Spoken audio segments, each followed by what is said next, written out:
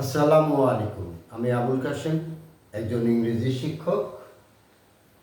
আপনাদেরকে স্বাগতম জানাচ্ছি আমার চ্যানেল লিনিয়ার ওশেন লার্নিংয়ে। এটি আমার প্রথম লেকচার এবং এটি হলো আরম্ভকারীদের জন্য, বিগিনার্সদের জন্য। আমাদের ছেলেমেয়েরা, অধিকাংশ ছেলেমেয়েরা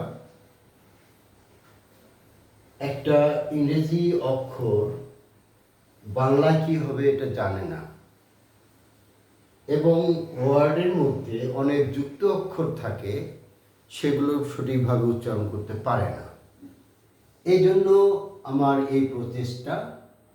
যুক্ত বর্ণের ইংরেজি হলো ডায়াগ্রাফ অথবা লিগেচার।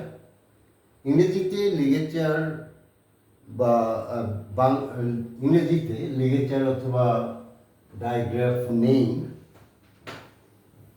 যেমন ধরেন। তারপরেও আমি চেষ্টা করব আপনাদের বোঝাতে যে কিভাবে হয়, যাতে বাচ্চারা উপকৃত হয়। যেমন একটা শব্দ আছে এখানে, স্ট্যাটিস্টিক্স। অধিকাংশ বাচ্চারা এই ধরনের জটিল ওয়ার্ড উচ্চারণ করতে পারে না। স্বাভাবিকভাবে তারা কোনো টেক্সট রিড আউট করতেও পারে না।